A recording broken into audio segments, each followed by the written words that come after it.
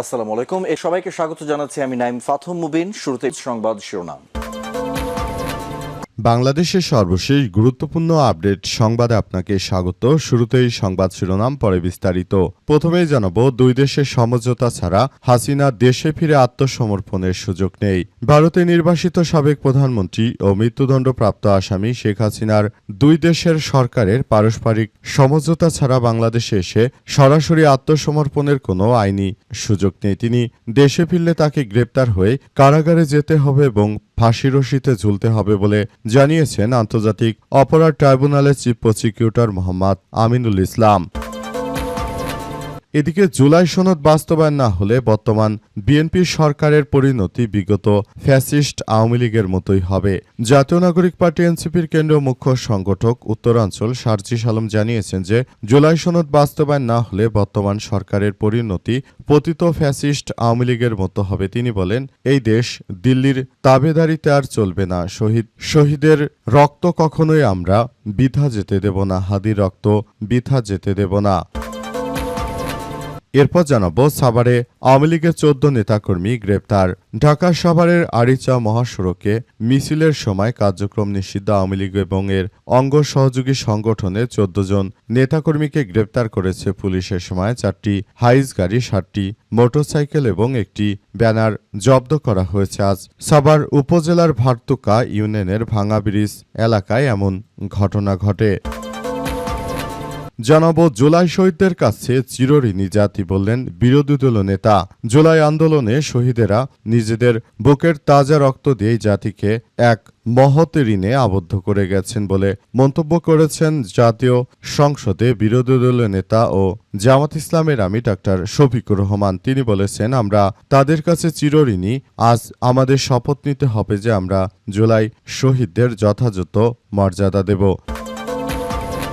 এবং সর্বশেষ জানাবো, মার্কিন F-18 যুদ্ধবিমানের অবস্থান লক্ষ্য করে ব্যাপক ড্রোন হামলা চালালো ইরান। ইরানের সেনাবাহিনী জানিয়েছে তারা তাদের চলমান সায়েকে অভিযানের 8ম ধাপ শুরু করেছে। পর্যায়ে মধ্যপ্রাচ্যে অবস্থিত মার্কিন সামরিক ঘাঁটিগুলো লক্ষ্য করে নতুন করে ড্রোন হামলা চালানো হচ্ছে বলে জানানো হয়েছে। এই দাবির ভিত্তিতে আজ আল জাজিরার খবর প্রকাশ করেছে। প্রিয় দর্শক, এতক্ষণ শুনছিলেন সংবাদ শিরোনাম, এবারে বিস্তারিত। তবে তার আগে বন্ধুরা, অনুরোধ থাকবে এই সংবাদটিতে একটি লাইক দিন। এই চ্যানেলে আপনি নতুন হয়ে থাকলে আমাদের সংবাদটি দেখতে দেখতে চ্যানেলটি সাবস্ক্রাইব করে রাখুন। কমেন্ট করে বন্ধুরা আপনার মূল্যবান মতামত জানিয়ে দিন আপনি বিশ্বের কোন দেশ থেকে বা বাংলাদেশের কোন স্থান থেকে আমাদের সংবাদটি দেখছেন এবং শুনছেন। আর বন্ধুরা, সংবাদটি আপনার সোশ্যাল মিডিয়া ফেসবুকে শেয়ার করে বন্ধুদেরও দেখার সুযোগ করে দিন।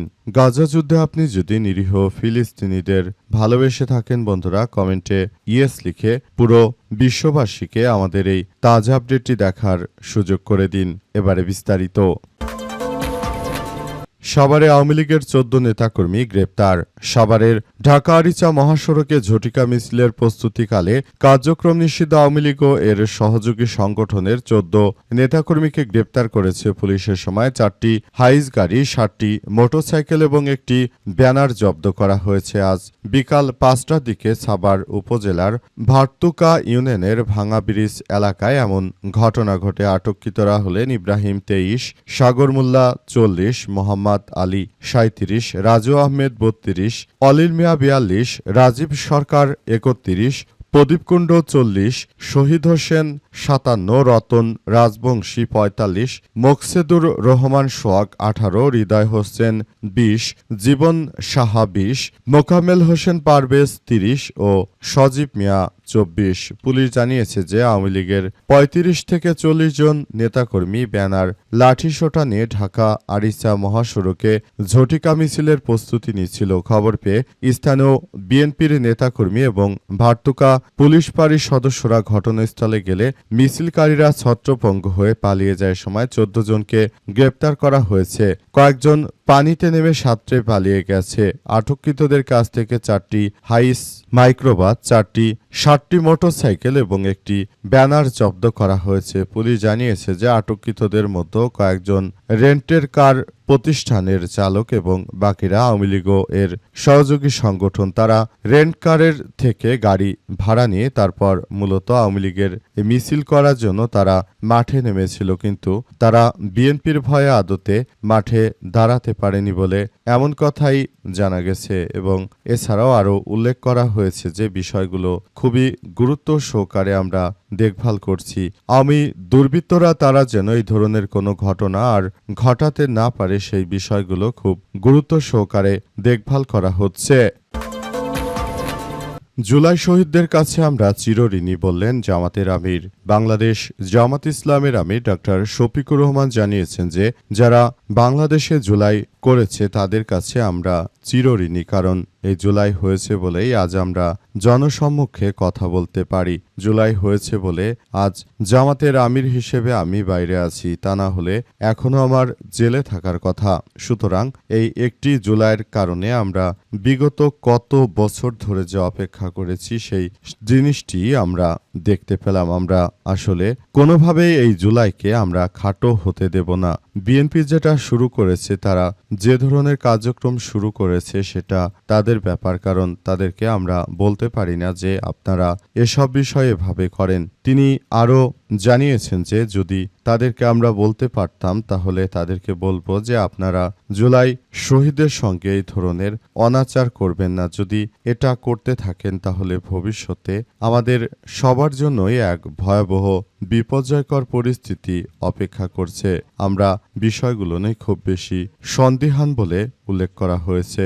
যদি জুলাই সনদ যথাযথ সময়ে না হতো তাহলে এটি আমাদের বাংলাদেশিদের জন্য এক ভয়াবহ বিপর্যয়কর পরিস্থিতি হতো। আওয়ামী দুর্বৃত্তরা তারা আগামীতে কখনোই কিন্তু আমাদেরকে আর দেশে শান্তিতে থাকতে দিত না। তাই বিষয়গুলো যদি বিএনপি এখন বুঝেও না বোঝার ভান করে, তাহলে ভবিষ্যতে যখন তারা কোনো বড় ধরনের সমস্যায় পড়বে তখন কিন্তু আর তাদেরকে কেউ সহযোগিতা করবে না। সুতরাং তাদের অবশ্যই এই বিষয়গুলো নিয়ে খুব ভাবা উচিত। যদি তারা বিষয়গুলো নিয়ে এখনই যথাযথভাবে কার্যক্রম চালাতে না পারে তাহলে ভবিষ্যতে আমাদের সবার জন্য খুব বেশি ভয়াবহ এক বিপজ্জনক পরিস্থিতির সৃষ্টি হবে বলে উল্লেখ করা হয়েছে। তাই এখনই বিষয়গুলো নিয়ে আমাদের সবাইকে আরও বেশি ভাবতে হবে, কারণ যে কোনো মূল্যে এই ধরনের সমস্যাগুলোকে আমাদের মোকাবেলা করতে হবে বলে উল্লেখ করা হয়েছে। দুই দেশের সমঝোতা ছাড়া শেখ হাসিনার দেশে ফিরে আত্মসমর্পণের কোনো সুযোগ নেই। ভারতে নির্বাসিত সাবেক প্রধানমন্ত্রী ও মৃত্যুদণ্ডপ্রাপ্ত আসামি শেখ হাসিনার দুই দেশের অর্থাৎ বাংলাদেশ ও ভারতের মধ্যে পারস্পরিক সমঝোতা ছাড়া বাংলাদেশে এসে সরাসরি আত্মসমর্পণের কোনো আইনি সুযোগ নেই। তিনি দেশে ফিরলে তাকে গ্রেপ্তার হয়ে কারাগারে যেতে হবে এবং ফাঁসি রশিতে ঝুলতে হবে বলে জানিয়েছেন আন্তর্জাতিক অপরাধ ট্রাইব্যুনালের চিফ প্রসিকিউটর মোহাম্মদ আমিনুল ইসলাম। আজ আন্তর্জাতিক অপরাধ ট্রাইব্যুনালের নিজ কার্যালয়ে শেখ হাসিনার আত্মসমর্পণ শীর্ষক এক বক্তৃতায় এসব কথা জানিয়েছেন আমিনুল ইসলাম। তিনি আরও জানিয়েছেন যে কোনরূপ সমঝোতা ছাড়া কোনোভাবেই আসলে কোনো কিছু করা যাবে না। এই মুহূর্তে তারা আসলে যে ধরনের কার্যক্রম শুরু করেছে আওয়ামী দুর্বৃত্তরা, তারা দেশটাকে আবার একটি ভয়াবহ বিপর্যয়কর পরিস্থিতির মধ্যে ঠেলে দিতে চায়। তাদেরকে যে কোনো মূল্যে প্রতিহত করার ঘোষণা দিয়েছেন তিনি বলেন ভারতের সঙ্গে বাংলাদেশের কথা হবে এবং শেখ হাসিনাকে ভারত থেকে আইনির প্রক্রিয়ার মাধ্যমে দেশে ফেরত আনবে বাংলাদেশের সরকার এবং তাকে ফাঁসি রশিতে ঝুলিয়ে বিচার কাজ পরিচালিত হবে। কিন্তু শেখ হাসিনা যেভাবে টুপ করে দেশে ঢুকে পড়বে সেটি কোনোভাবে আসলে বাস্তবতায় সম্ভব নয় বলে উল্লেখ করা হয়েছে। সবকিছু সুন্দরভাবে গড়ে তোলার মধ্য দিয়ে আসলে সবাইকে এগিয়ে যেতে হবে বলে উল্লেখ করা হয়েছে। উক্ত বিষয়গুলো নিয়ে সবাই খুব বেশি সচেতন রয়েছে এবং সবাইকে এখনই পরিষ্কারভাবে সবকিছু বলে দিয়েছেন তাজুল ইসলাম। এর পরবর্তী যিনি চিফ প্রসিকিউটর রয়েছেন আমিনুল ইসলাম। জুলাই সনদ বাস্তবায়ন না হলে সরকারের পরিণতি আওয়ামী লীগের মতো হবে বললেন সার্জিস আলম। জাতীয় নাগরিক পার্টি এনসিপির কেন্দ্রীয় মুখ্য সংগঠক উত্তরাঞ্চল সার্জিস আলম বলেছেন যে জুলাই সনদ বাস্তবায়ন না হলে বর্তমান সরকারের পরিণতি পতিত ফ্যাসিস্ট আওয়ামী লীগের মতো হবে। তিনি আরও জানিয়েছেন এই দেশে দিল্লির তাবেদারিতে আর চলবে না। শহীদের রক্ত আমরা বৃথা যেতে দেব না। আজ বিকেলে বগুড়ার দুপাচিয়া উপজেলার সিও অফিস, বাসস্ট্যান্ড এলাকায় দেশ গড়তে জুলাই জাগরণ কর্মসূচির অংশ হিসেবে পথসভায় সব কথা জানিয়েছেন সার্জিস আলম। তিনি আরও জানিয়েছেন যে সবাইকে বিষয়গুলো নিয়ে খুবই গুরুত্ব সহকারে চলতে হবে।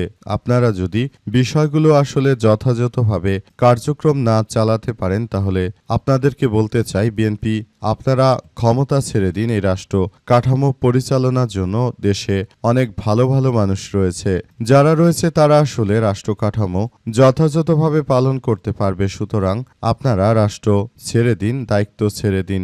যদি বিষয়গুলো আপনারা চালাতে না পারেন তাহলে কেউ আপনাদের জোরাজুরি করছে না, রাষ্ট্র কাঠামো ভেঙে দিন। রাষ্ট্র কাঠামো এমনিতেই আপনারা ভেঙে দিয়েছেন। সুতরাং বিষয়গুলো নিয়ে সবাই আমরা খুব বেশি সতর্ক অবস্থানে রয়েছি। যে কোনো মূল্যে এই ধরনের ঘটনাগুলো আমরা ঘটাতে চাই। আরও উল্লেখ করা হয়েছে যে বিষয়গুলো অত্যন্ত দুঃখজনক এক ব্যাপার হয়ে দাঁড়িয়েছে যে বিএনপি গণভোটের কথা বলে ক্ষমতা আসার পরই তারা গণভোট আসলে মানতে চাচ্ছে না। তাদের উদ্দেশ্য হচ্ছে যে তারাও পালিয়ে যাওয়া স্বৈরাচার শেখ হাসিনার মতোই রাষ্ট্র কাঠামো সমস্ত কিছু তারা ধ্বংসস্তূপে পরিণত করে আবারও একদলীয় শাসন ব্যবস্থা তারা কায়েম করতে চায়। এটা কোনোভাবেই গ্রহণযোগ্য নয়।